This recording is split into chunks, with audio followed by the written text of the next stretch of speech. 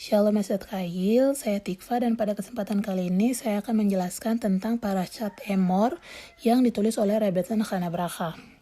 Parashat kali ini membahas tentang cerita seorang anak laki-laki yang ibunya adalah seorang Yahudi dan ayahnya berasal dari Mesir. Ibunya adalah Shlomit bat Dibri, seorang wanita yang sangat-sangat cantik. Suatu hari, seorang pengawas dari Mesir yang sedang bertugas memanggil 120 budak Yahudi dari rumahnya untuk segera berkumpul, ia menyadari kecantikan wanita itu. Lalu pengawas ini memerintahkan suami Shlomit untuk pergi kerja. Ketika suaminya sudah pergi, pengawas ini kemudian masuk ke dalam rumah Shlomit seakan-akan ia adalah suaminya Shlomit. Ketika suaminya Shlomit melihat pengawas itu keluar dari rumahnya, ia menjadi cemas dan segera bertanya kepada Shlomit, apakah pengawas itu menyentuhnya atau tidak? Lalu Shlomit menjawab, iya, tapi saya pikir itu kamu yang masuk.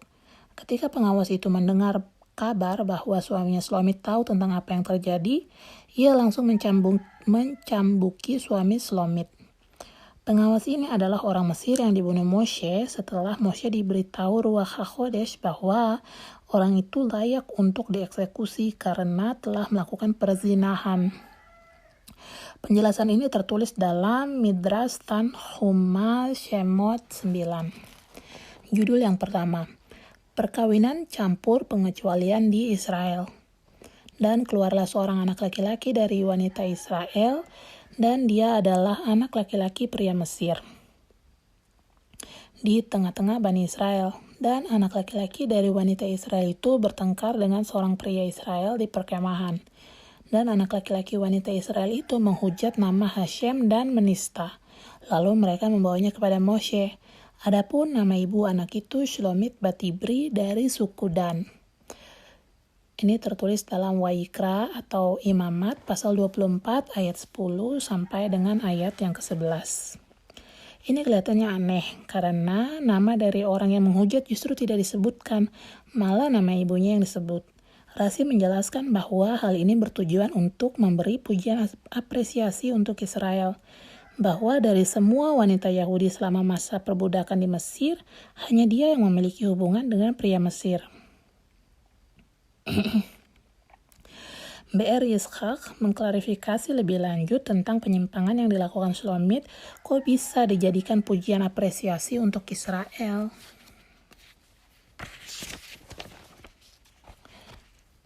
Ketika seorang berperilaku aneh atau tidak seharusnya, orang-orang selalu ingin tahu siapa yang melakukan itu, terlepas dari perbuatan yang dilakukan itu adalah perbuatan baik atau perbuatan yang buruk.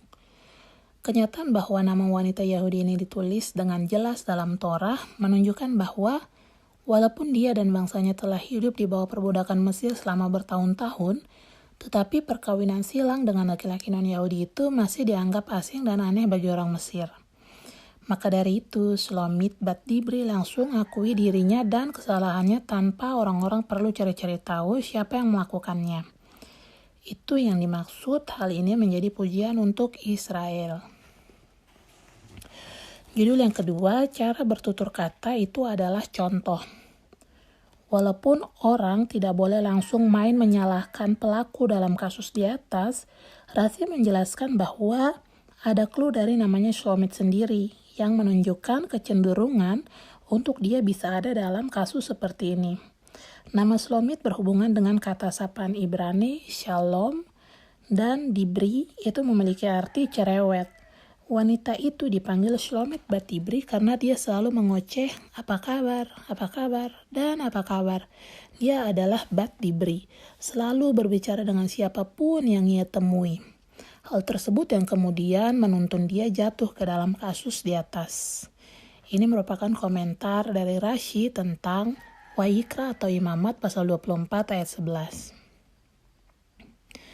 Torah mengajarkan kecerewetan yang tidak bisa dikendalikan oleh ibu seorang yang menghujat ini, bahwa seorang ibu itu memiliki tanggung jawab khusus untuk mengajarkan anak-anaknya perilaku yang baik dengan memberikan contoh untuk mereka.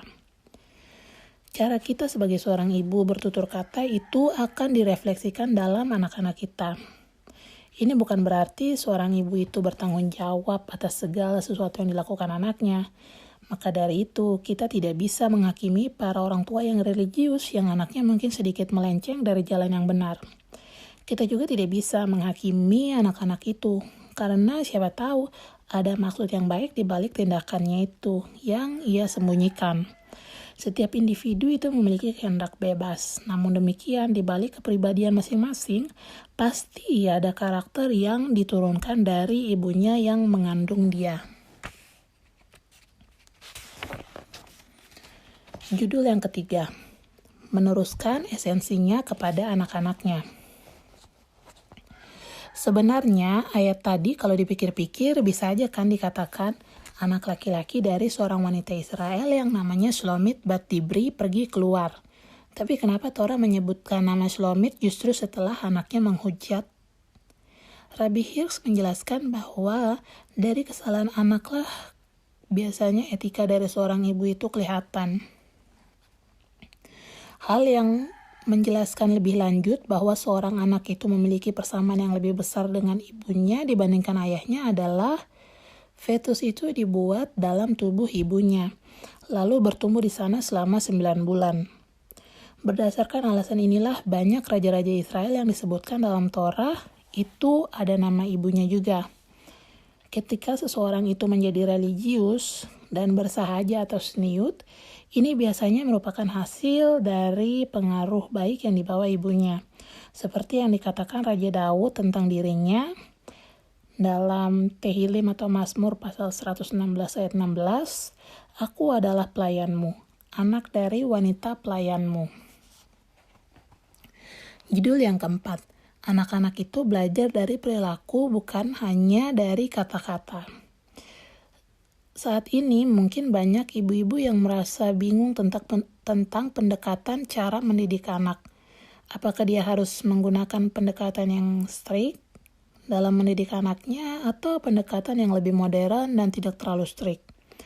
Jawabannya adalah cara mendidik anak itu tidak bisa disamakan antara satu anak dengan anak-anak lainnya. Dalam Mislei atau Amsal pasal 22 ayat 6 mengatakan, "Latihlah orang muda sesuai dengan jalannya, maka ketika menjadi tua dia tidak akan menyimpang daripadanya." Kenyataannya banyak anak-anak yang berbudi luhur baik terlepas dari bagaimana cara dia dididik. Dulu teman saya pernah mengatakan seperti ini, "Jika kamu mencintai Torah dan prioritas kamu adalah untuk menjadi lebih dekat kepada Hashem, hal inilah yang akan diambil menjadi karakter baik oleh anak-anakmu, terlepas dari pendekatan cara mendidik seperti apa yang diterapkan kepada anak itu." Dalam ceritanya Shlomit bat Dibri juga intinya sama, tetapi kebalikannya. Sebagai contoh untuk anak yang dididik dengan baik, tetapi jika bawaannya kurang baik, maka karakter kurang baik itu tetap akan dapat terlihat. Namun demikian, Torah sebenarnya tidak mau membuat kita merasa bersalah tentang yang terjadi terhadap anak-anak kita. Amit-amit jika mereka menjadi anak yang bertolak belakang dari yang kita harapkan. Karena sesungguhnya hal itu sudah melanggar Torah jika kita menunjuk dan menyalahkan seorang ibu atas perilaku anaknya. Sebagai seorang ibu, kita harus peka terhadap tanggung jawab besar yang diberikan kepada kita untuk membentuk karakter dari anak-anak kita. Anak-anak kita itu akan terpengaruh dengan jati diri kita sebagai ibu mereka, bukannya dengan kata-kata yang kita ucapkan sebagai ibu mereka. Di sisi lain, harus diingat juga bahwa kita hanya bisa melakukan yang terbaik yang bisa kita lakukan. Banyak juga faktor-faktor lain yang berperan dalam membentuk karakter dari anak-anak kita. Kiranya usaha kita dalam membentuk karakter pribadi kita yang baik dan juga usaha kita untuk mendekatkan diri kepada Hashem pada akhirnya dapat turun kepada anak-anak kita. Amin. Sekian Parashat Hashafua. Shabbat Shalom.